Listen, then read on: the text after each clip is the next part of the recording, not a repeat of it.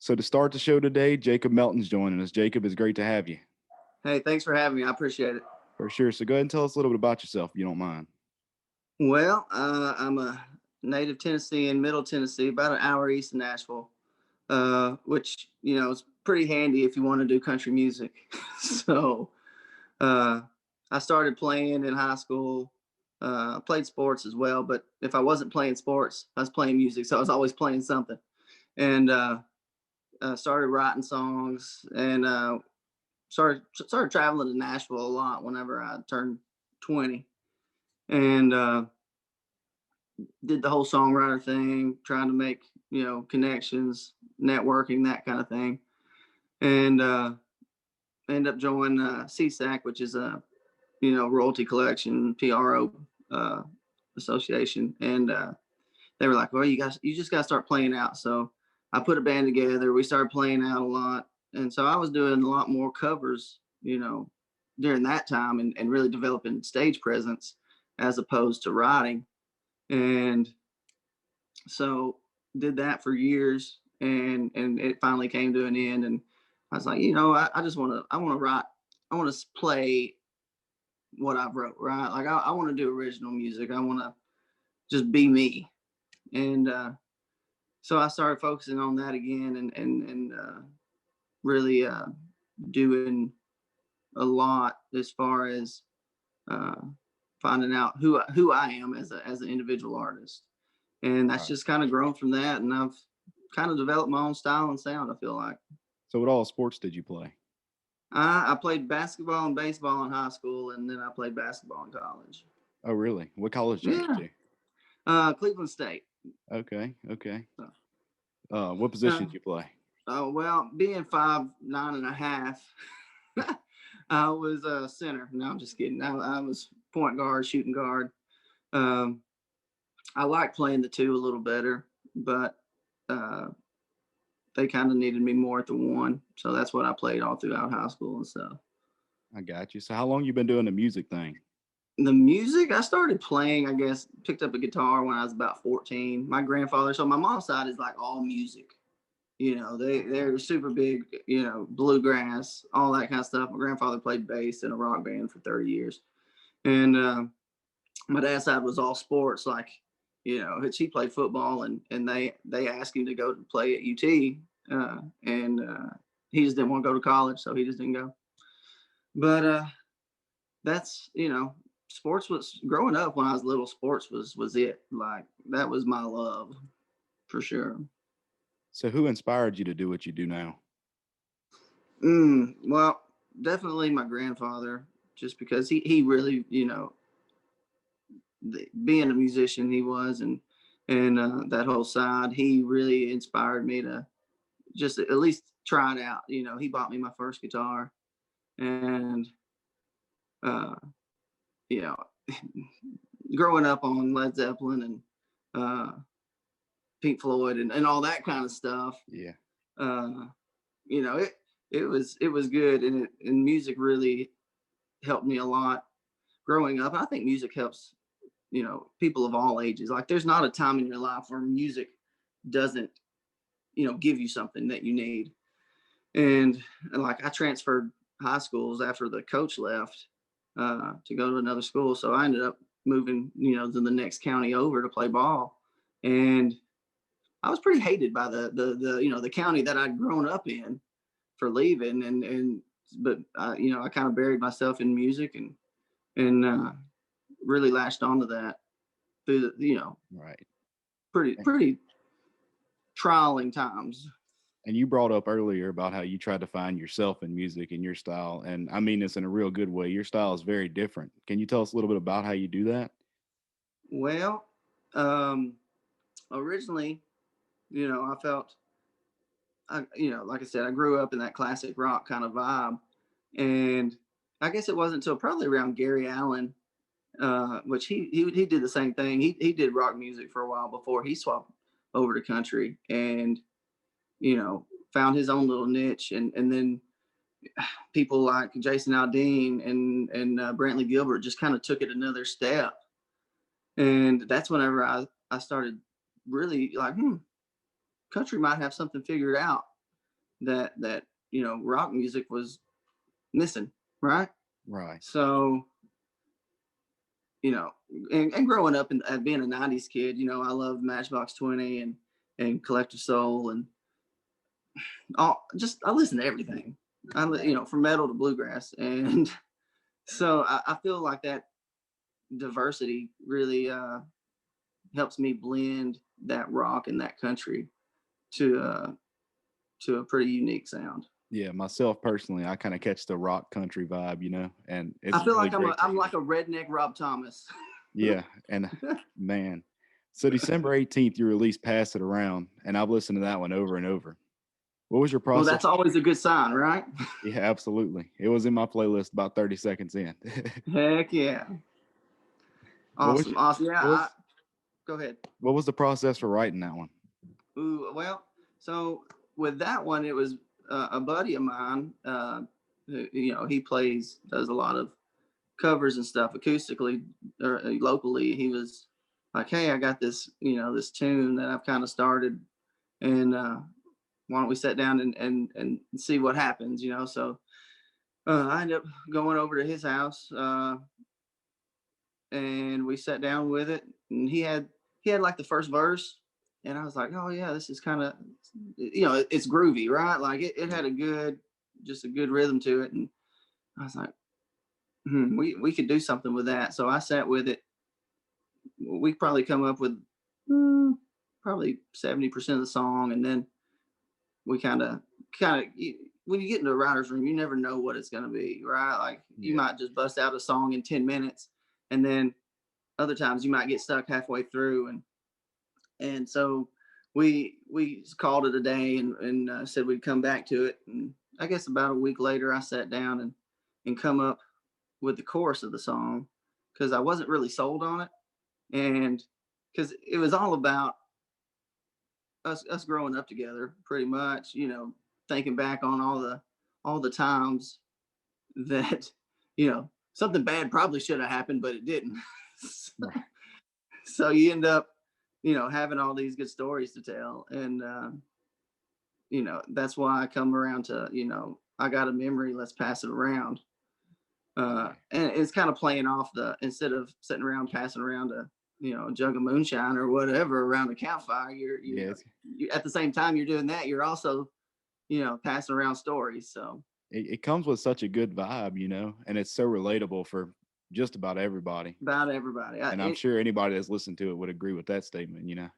I think they would. I think it's very relatable, and I think that's why a lot of people tend to latch onto it. Oh yeah, I totally, totally enjoyed that song. And Thank you. it's certainly not the only relatable one you got out there, in my opinion. There's a lot of good ones. Well, I appreciate that as well. The the album I put out back in April, um, the self-titled EP, had 6 songs on it, and I put it out, 3 weeks after the whole world pretty much shut down. So I have impeccable timing, obviously.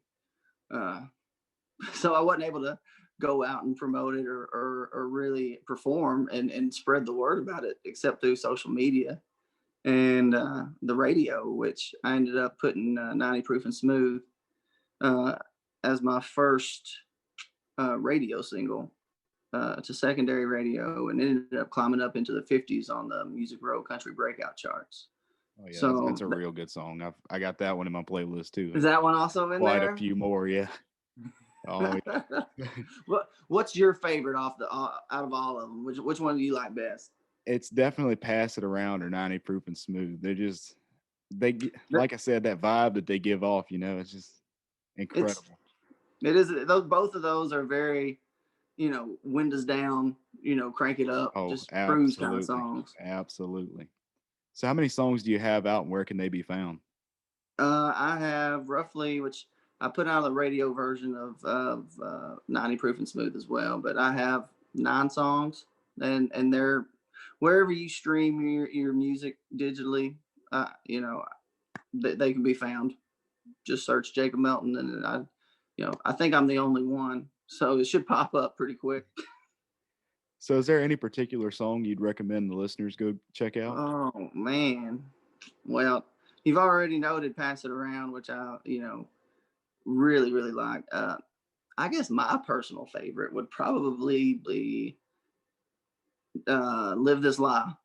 To be honest Yeah. with you, it's it's just so different because it's got this eerie, kind of angsty vibe, but at the same time, it's almost a little sexual. So Right. it it's just so it's just weird how it all came together, and I ended up I wrote that one by myself, and uh, it just sort of kind of came to me. I was driving down the interstate, and I was actually really close to Alabama at the time. And I was like, hmm, because I mean, it said five, but you know, I, 5.5. You know, it's just something more descriptive, I guess. And I was like, man, that has a ring to it. So Right. that's the one I would recommend if especially if you know, depends on how big of a country fan you are, or you know what kind of crossover you like. Is it, you know, the most country song in the world? No, but it's not rock either. It's a good blend for people just looking for that, just a new sound. That's 100% been my favorite thing about your music is that because I'm a big classic rock fan and a big country fan myself, and I feel like you combine the two so well, Well, thank you. and it just puts off that perfect vibe, the perfect energy. I think Windows down. there's a spot. I think there's a spot for me. You know, in country music, I feel like, you know, there's a lot of people that are probably just worn out with the whole pop country.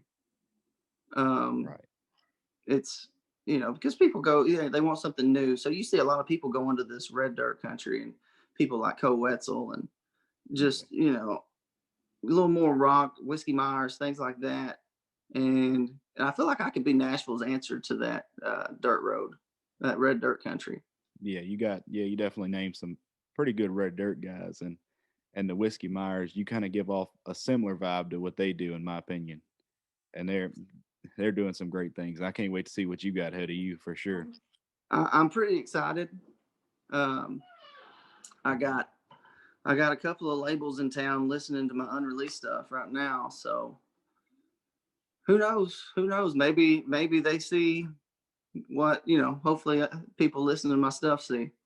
Right. So did COVID mess up any of your career plans or? Oh, absolutely. I was totally planning on putting together like a, you know, at least a regional, you know, in the South, kind of tour, and and really like just pushing the album. Um, and I just wasn't able to.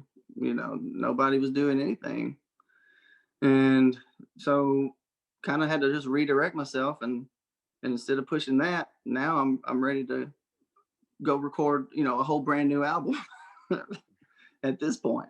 So is there any positive for you out of the COVID situation and everything getting shut down?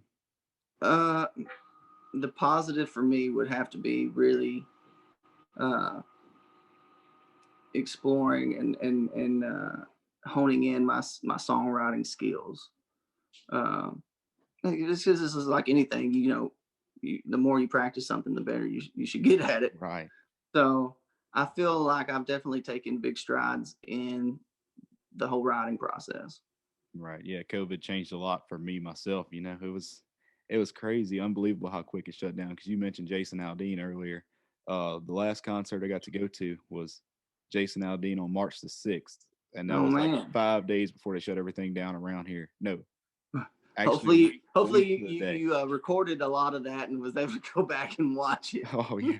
But it was a week to the day and they shut down Louisiana, Mississippi, all that Yeah. got shut down. So and it just unbelievable. Like you kind of can't I'm can't ready imagine. for things to open back up. I think you'll see just an explosion whenever things, you know, Oh man. are able to happen again. I think it'll just Right. be nuts, and people will be so glad just to be a part of something like that. Yeah, I seen something on Instagram. It was like, how many of y'all are glad y'all made it through the COVID times? Welcome back to concerts or something like that for like a concert opener. I was like, hey, that's a great catch right there. Whenever we get back to do it. Heck yeah, I'm doing a private event. I'm opening up for Randy Hauser the 13th of February. So, you know, that's, you know, at least starting to get my feet wet, right? Right. Uh, and then hopefully more to, more's going to come. I just have a good feeling about this year. I had a good feeling about 2020. I was like, that's going to be my year, and God chose it not to be. Oh, no joke. It was weird, and it kind of swept everybody off, I believe, by surprise. It did. There Sure. was just so much uncertainty, I think, and Oh, no doubt. that's what really frightens people is just not knowing. And like I said, it happened like the snap of a finger. It was Oh yeah, all of a yeah. sudden it was just like, hey, no more concerts, No, I mean I remember no just more live like music, and be like going somewhere driving, like usually there's tons of traffic, especially in the mornings and afternoon rush hour stuff in Nashville. And I was driving and there's literally hardly anyone on the roads. I'm like, where'd everybody go? right. I felt the same way, and then all the shutdowns and everything, and I was getting excited because I think I was supposed to go to a concert in April or May. No, May. I was going to try to go for my birthday to Okay. Kenny Chesney, I believe it was going to be, and then COVID came through, and I was like, wow, like Oh who would man. have thought that a virus does this to the music industry specifically, and then to Yeah, everybody. it has really hit entertainment, specifically music entertainment, like nothing I've ever seen. Right. And I never realized how much I'd miss live music till something like this happened. I can tell you that much. A Facebook Live video is just not the same. No, it certainly feels different, Yes, There's nothing it like being there. it's not there's nothing about a Zoom or a Facebook Live that gives you that being there feeling Oh, and no just doubt. surrounding yourself in the moment and just letting it go. And it's got to be different for the musician. Like, have you done any Facebook lives and stuff? I've done a few. I did it for a couple of different radio stations. I've done some Facebook Live, but you know, you're just sitting there. I was pretty much like playing for myself. Yeah, it's like, there's no interaction. I can't feed off of anyone. It's just me. So hopefully it was at least a little bit entertaining and funny. yeah. So how do those live stream shows seem to go for you? Is it how much different is that? Well, I mean, it's not full band. It's just acoustic stuff. So, uh, like I said, it was just pretty much practicing and sitting there and um, you pour it out because people are listening. You don't know who, but there's people sitting there logging in or watching, and Right. you just still give it your best. I'm going to sit here and sing my heart out for one person or 10,000. So do you have any unreleased songs coming up soon, or? mm, well, that's it's kind of all in limbo, right? Because I'm waiting to hear back from these labels that either a yes or a no, pretty much, kind of, or they want to work with me. And at the same time, I'm sitting here, got this material. So if they don't, if they don't, I'm still, I'll still live. They at least know who I am, and they Right. are aware that I exist. So that to me is very positive. And if they don't want to help me build something, I'm gonna keep building it on my own. Right. So So how many live maybe shows were you hoping to play mm, this year? I'd like to. Just depends. It's still I don't know how open everything's gonna really be, right? Right. So it could be I could play 20 shows.